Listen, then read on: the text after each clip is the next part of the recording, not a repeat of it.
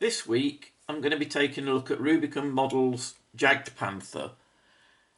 Now, if you've had the opportunity to look at a previous video of mine where I talked about my Schwer Panzerjäger Abteilung army, you'll have seen this in the background, boxed up, waiting to be done. Well, finally I've come round to the stage where I can have a look at it now. Anyway, I'll just take you through the unpacking of the box and talk about some of the different options that it provides. And then also I thought I'd bring you along through a series of short video clips and still pictures through the entire process, you know, through the building, through to the painting and weathering and the finished product. Well, just taking a look on the outside, the first thing that I notice is the sheer number of different options that there are, you know, for the way you build the tank. Obviously, you've got the obvious version 1 and version 2, but then it goes on to say that you've got 3 different gun mantlet choices, 2 gun barrel choices, multiple rear exhaust choices, open and closed crew hatches, and the tank figures are included as well. So, alright, well, let's just open it up and have a look and see what the detailing's like.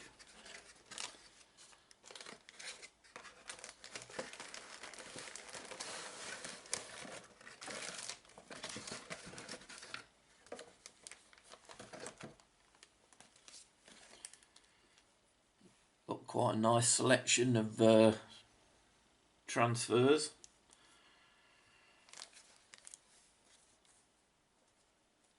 And the building instructions. They look fairly easy to follow. It seems like they use different emblems for, you know, where it's a choice fit. And you're just going to take the time to have a look at it first before. But yeah, it looks fairly straightforward. Right. Just get a knife and I'll open this one up. Well, the outside detailing looks pretty impressive, to be fair. There's enough light on that, you can see it.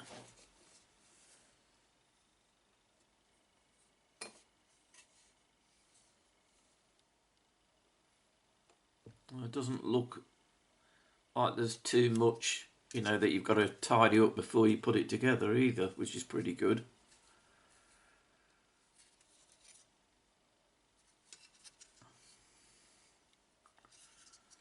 And unlike a lot of them, it does look, you know, from these first parts that you're going to have to put more detail into putting the wheels together, which could look pretty effective. Let's just open up another one. Yeah, I'm probably going to go with the earlier version, but the fact that you've got that other one in there as well, I mean, with a little bit of imagination and a few spare parts from other kits, you could certainly rock up a good, you know, damaged vehicle or something, you know, for a bit of scatter terrain. So I'm pleased with that. That's a nice little bonus. And it seems to me that there's a lot of, you know, different duplicate parts that you can choose from. So you're certainly going to have enough to build up a fairly convincing wreck out of what's left over, which has got to be a bonus. Here's the track pieces and some of the different gun choices that you've got, barrel choices, sorry, that you've got. On that one you've got the side skirts and some of the different layers of the wheels as well. Some cables. But overall, I'm really impressed with the fact that there's so little in the way of stuff that you've got to tidy up before you put it together. That's really impressive. Right, let me come back to you then and we'll start getting this puppy together. Right, I'm going to start by having a look at the lower hull first, which is what it suggests in the instruction book. And my glue of choice is the Revel glue. I just find it easier to work with. And of course the trusty clippers. So let's just take these off first. Right, I've taken all of the parts for the lower hull assembly off, and I've tidied up all the marks that's left. So I'm ready to start my construction. And looking at the instructions, the first part is cog D19. And the refreshing thing to see is there's only one way to put it, because it's actually got a flat edge on one side, which is always a bonus, particularly if you're a bit clumsy like I am. So I'll just apply a tiny, ain't gonna need a lot.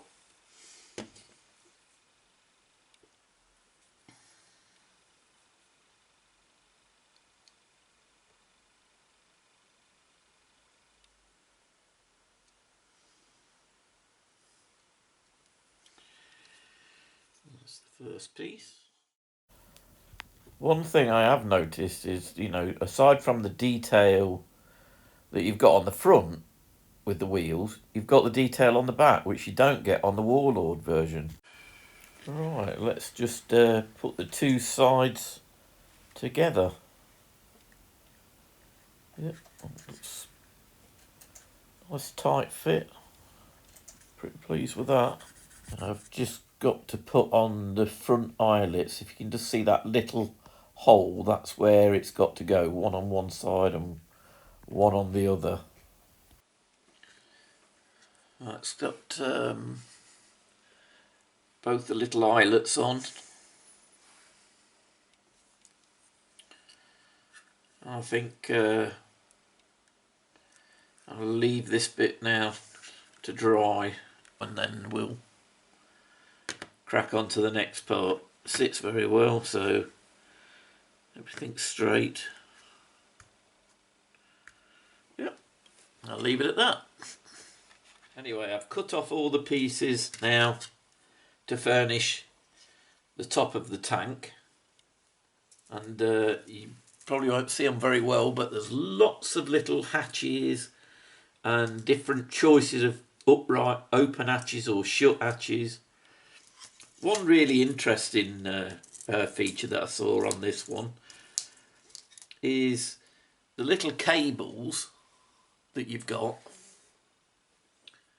They give you the plastic version of that, but then they also supply the eyelets separate, so if you want to go for extra detail, you can actually fix your own wire, and they suggest like twisted copper wires, but I'm just going to go with the plastic one in this occasion. Well, what I'll do is I'll finish cleaning these up, I'll fix them, and then I'll bring you back and show you what it's looking like. Right, I've attached all the spares to the first side. I don't think you're going to be able to pick them out very well, but I'll try and show you. I've gone for this type of hatch on the back corner and fitted some of the tools and the extinguisher, and as I said, I've gone for the straight cable, another little storage box on the side, and I've opted for both closed hatches on the top. I always tend to go for the closed hatches. I don't know why, I just don't really fancy the soldier sticking out the top, and a closed hatch on the back end as well.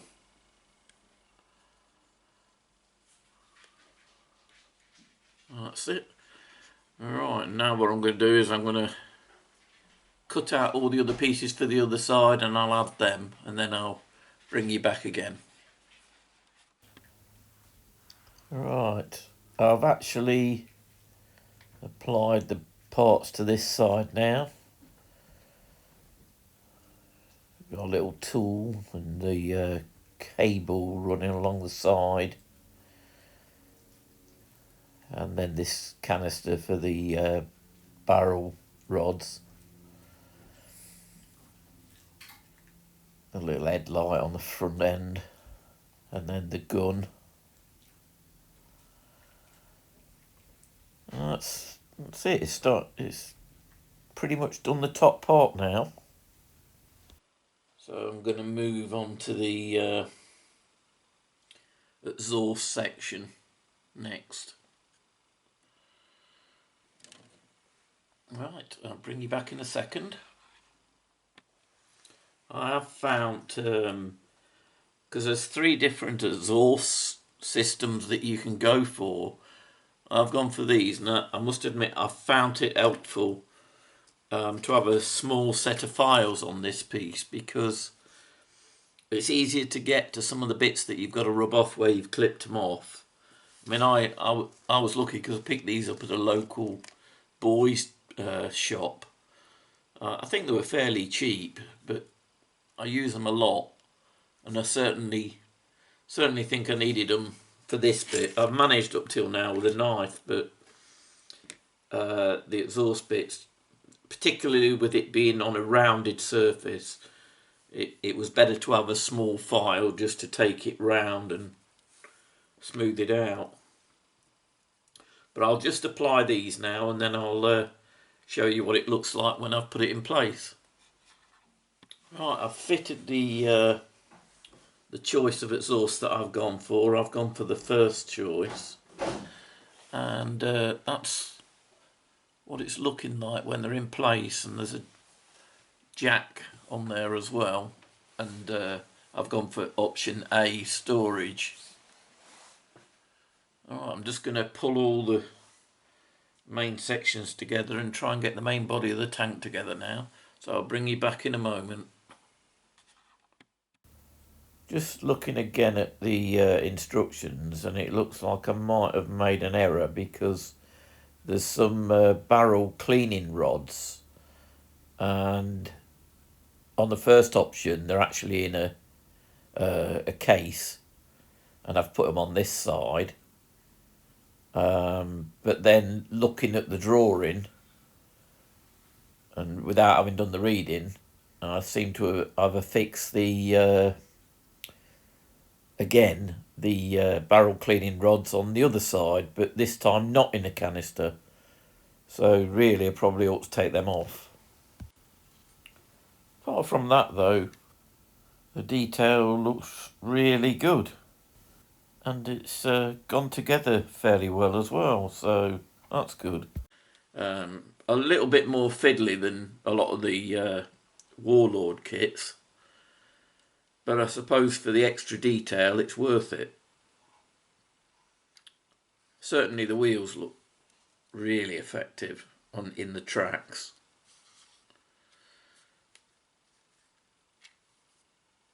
So yeah, overall I'm pleased with it. I wish I'd read a little bit more about that before I made the decision to stick it on, but these are the kind of mistakes you make if you're rushing, particularly if you're trying to film yourself while you're rushing. But no, overall I'm pleased with it.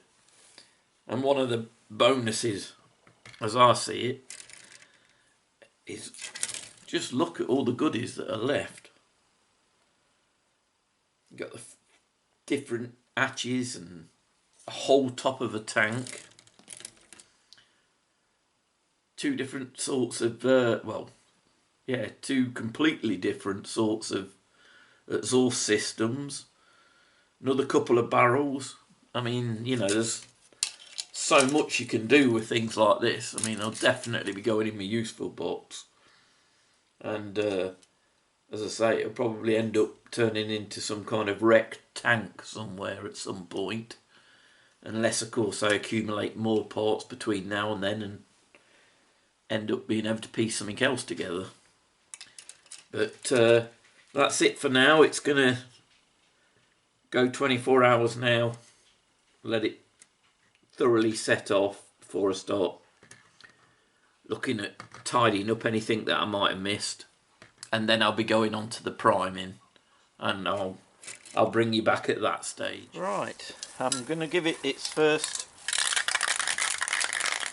undercoat, and what I've done is I've soaked the tin in some warm water first, just to make it as thin as I possibly can get it, and then giving it a very good shake. And the important thing is to give it a very fine mist as you go past it.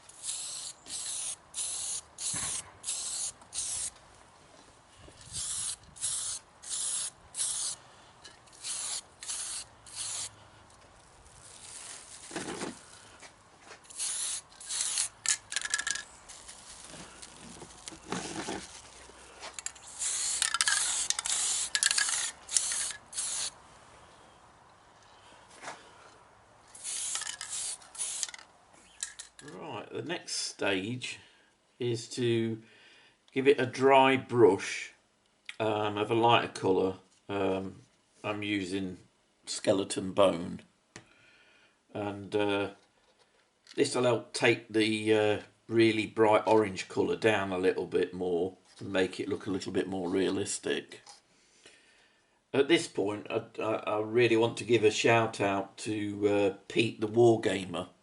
If you've not looked at any of his videos, you really should check him out. He's a fantastic guide with his painting, and you know, it's really helpful for me because a lot of his videos use war paint, army painter paints, which is what I actually started out with. And I can't recommend him highly enough, to be honest. I've used his painting schemes on almost all my Warlord vehicles, and obviously now I'm going to be using it on this Rubicon model. But he's got such easy to follow instructions. It's definitely my go-to, and you know, I can't recommend him. So I don't want to. What I'm saying is I'm not taking any credit for these colours. These are ones that I've seen suggested in his videos, and to be honest, I tried it, it worked, and so I've stuck with it. Anyway, I'll press on. What I'm going to do is let's get a bit on the brush first, and then really take as much off as possible, and then draw it down across the model.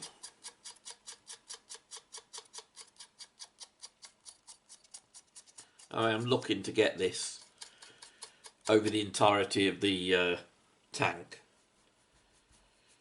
because it'll just take down this orange colour. Right, I've now given that a nice dry brush all over.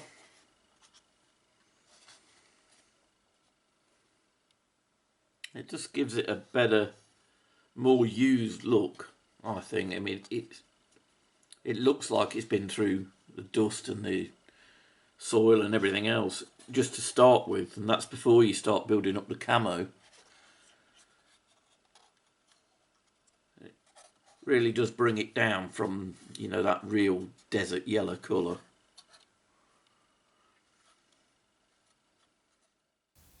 This is an interesting book. It's in Polish and English on the Jagdpanther.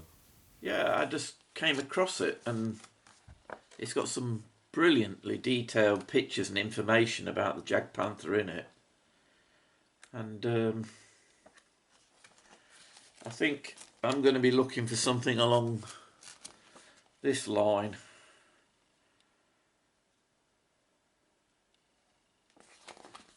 Maybe tone the brown back a bit more in favour of this.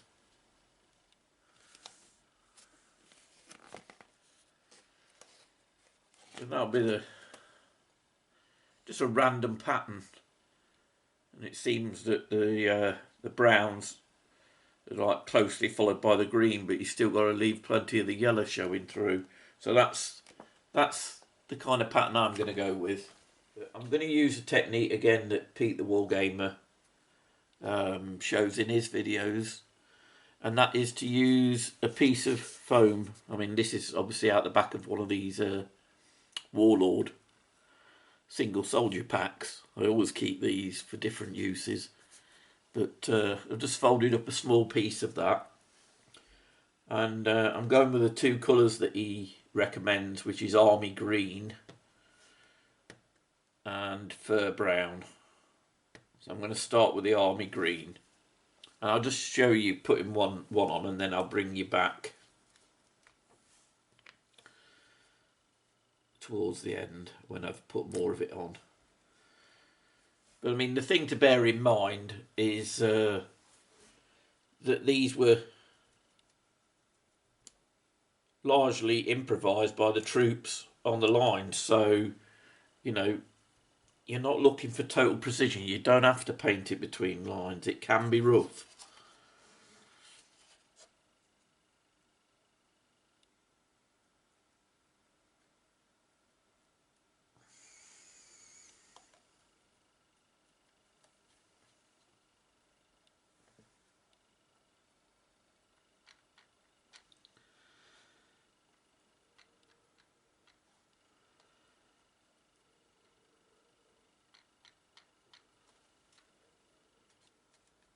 You can take it down into the tracks. I mean, you're going to be painting the tracks anyway, but to have a suggestion on the wheels is not a bad thing. But that's like the first stripe. But the important thing is to keep it random, different directions. I'll put the next one here.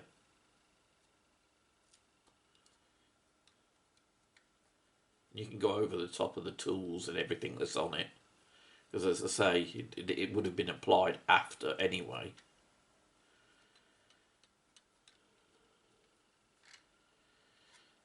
And I think what I'll do is I'll join them two up near the hatch.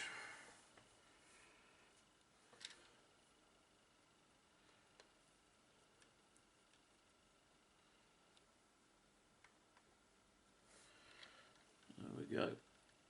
That's the first part of it. Right, I'll bring you back when I've applied more of the green, and then I'll show you applying the fur brown. Right, I've applied the green, a fairly random pattern. Run it onto the back, onto the sides. Now what I'm going to do is I'm going to start applying the fur brown.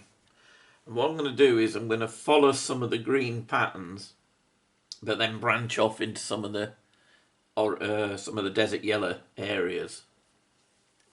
I'll just show you the first one. I'm going to follow this one.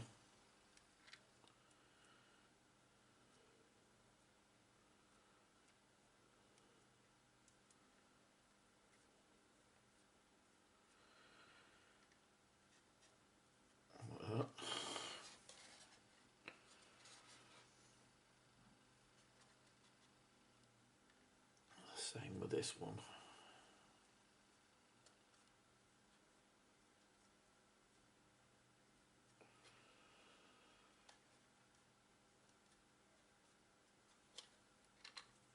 And then what I'm going to do is I'm going to branch off here to just get a little bit into that area, but I'm going to keep this line thin. This is because it's something like the one that I've seen in my book.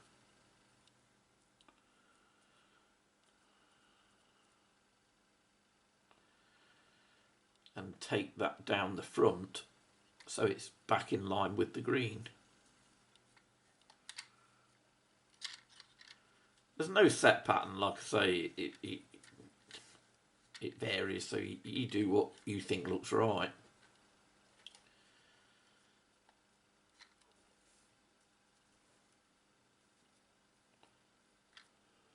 But you can see, you can start to see some of the effect that I'm aiming for.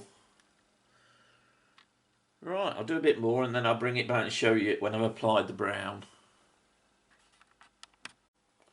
Right, I've added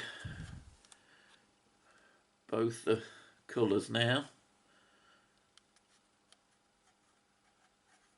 I've tried, you know, to keep the yellow coming through it as well. I don't want to blot it out and make it too dark.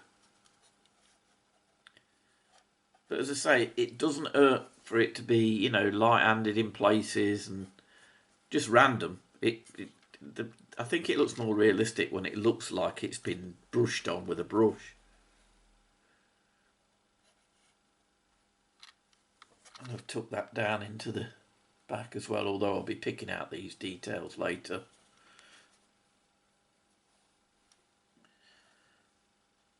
And what I'm going to do is I'm going to set that to dry now, and then we'll come back for the next stage.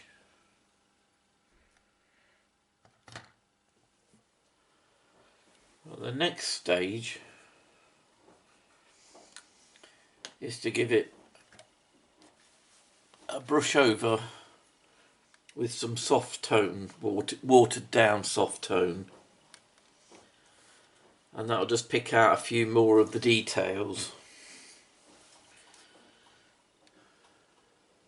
I'm going to do this all over it.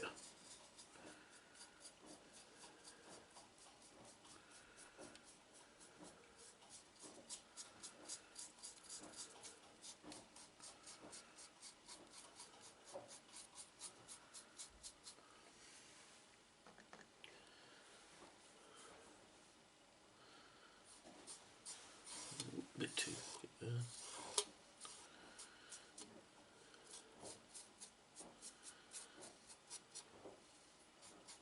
It helps blend all these colours in a bit more as well and brings it together a bit, I think.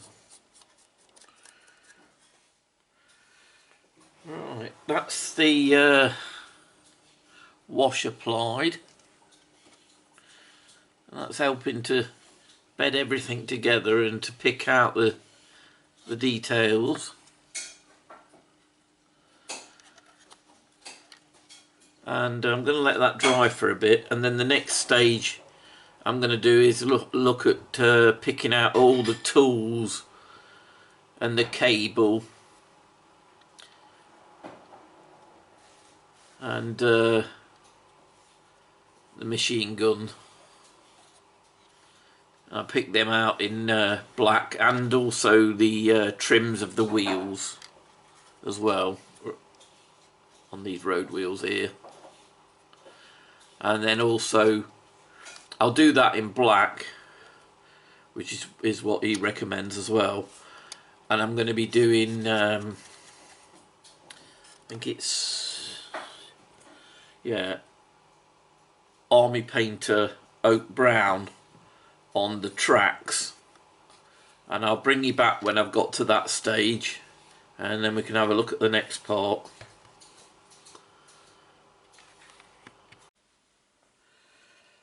Alright, I've finished picking out all the details of the tools and the cables along the side. And if you can see, what I've done is I've used a pencil, a HB pencil, along the very edge of it, just to give it that metallic look. And you can see it on some of the tools, and if I can focus on it, the machine gun, you can just see it gives it a slight metal glisten. And I suppose more importantly, it shows up on the tracks, because what I've done is I've highlighted the main pieces of the track, and then also along the edges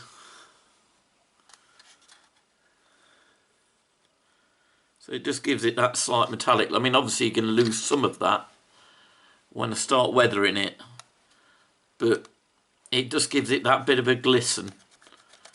Some of the tracks in the middle as well.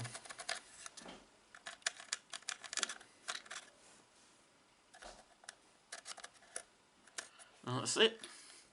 Having reached this stage, I'm now going to apply the transfers before doing any more coats or weathering. And so I've used my little knife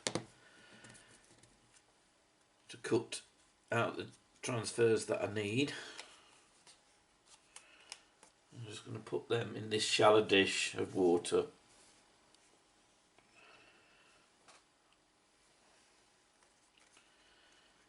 I've actually looked at a few photographs of Jagdpanthers in the Market Garden Offensive to come up with my numbering and the layout of these. Right, what I'll do is I'll let them soak for a while and then I'll bring you back to have a look at it, perhaps even take some photographs of the process.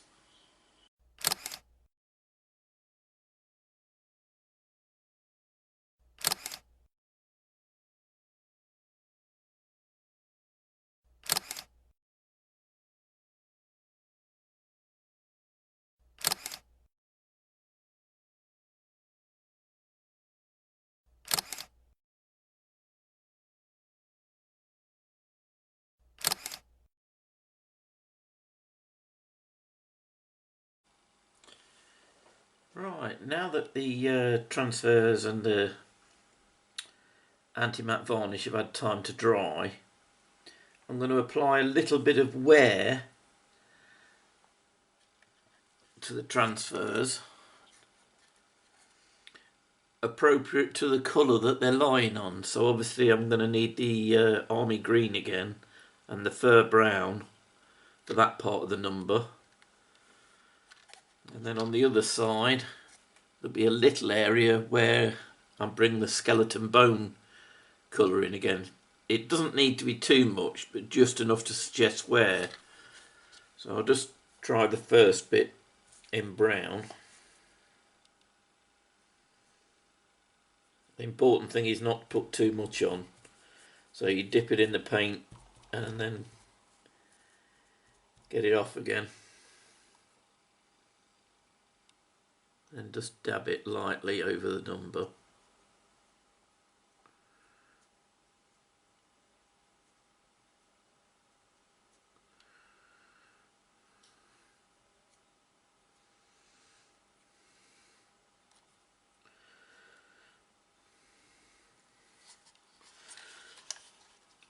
And some brown on the other side.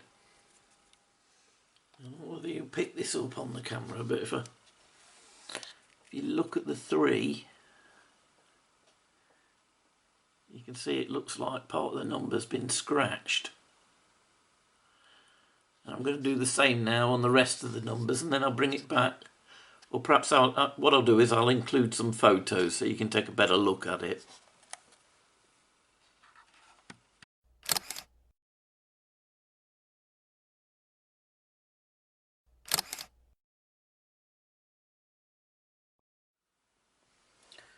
Right, I've actually used the same technique that I used on the numbers to apply some black chippings here and there on the tank where you'd expect it to be worn or it's been caught. Whether you can see that. So I've just used the black and then took, as much of it off as I can and just applied it in certain areas. You don't want to overdo it, otherwise it looks too artificial, but I mean this one could probably take a little bit more, but I think I'm going to leave it as it is. Right, the next stage is to apply some leather brown to give this effect of splashed mud, particularly along the bottom where it's been flicked up from the wheels and bits sitting in the wheels as well. Doesn't have to be too much, just enough to suggest, you know, that it's been travelling through the soil and the mud on the road. But I will, you know, do it on both sides. And I'll even take a little bit up onto the top where people have perhaps clambered up on top of the tank. Doesn't have to be a great deal, just a bit. And you can start to see the effect now. It's not, you know, keep it fairly subtle, but just makes it look like it's been in action.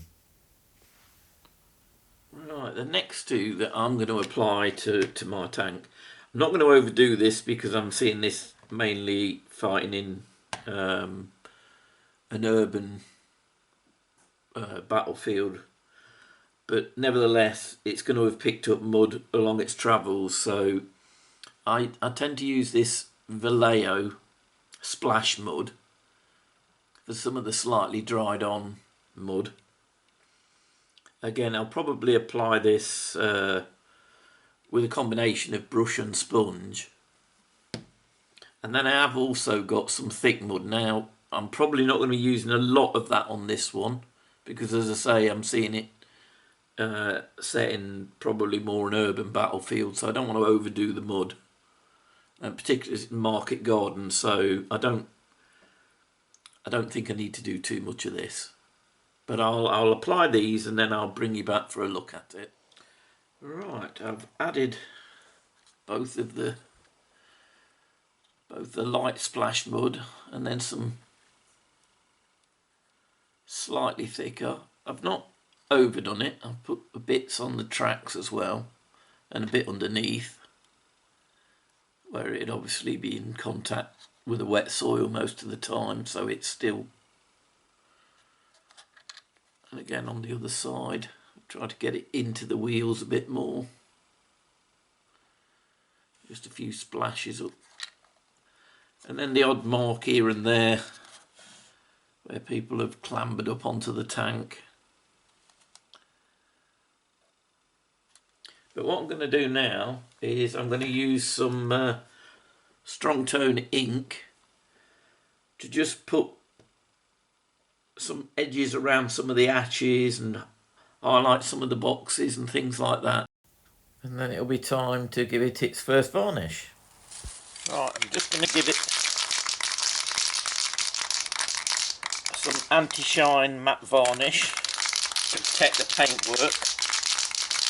I've soaked the varnish in warm water to bring it up to temperature, and I've been shaking it now for a good 3 or 4 minutes because I want this to be a nice fine coat. Don't want to put too much on because otherwise it's going to look shiny. I'm just going to give it some sweeping bursts across, about 8 or 10 inches away, and this will just help to seal it.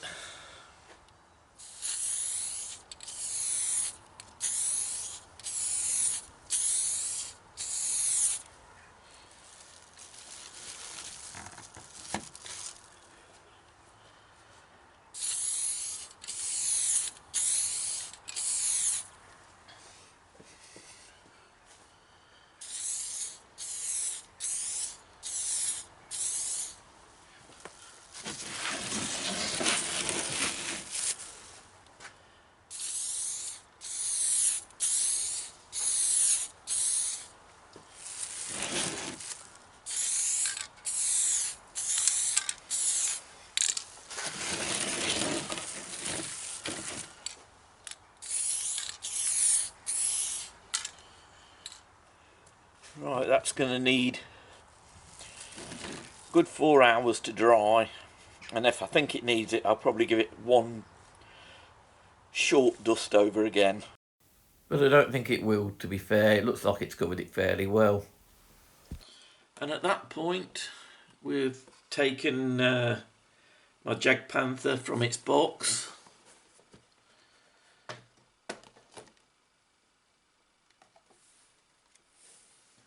To the battlefield. I haven't really made up my mind yet whether to apply some foliage to the front of the tank or maybe even a camo net. So I think for now I'm going to call this done. That's it. Thanks very much for joining me. If you've got any comments you want to make, please do drop them. I always reply. And I'll see you again next week. Bye.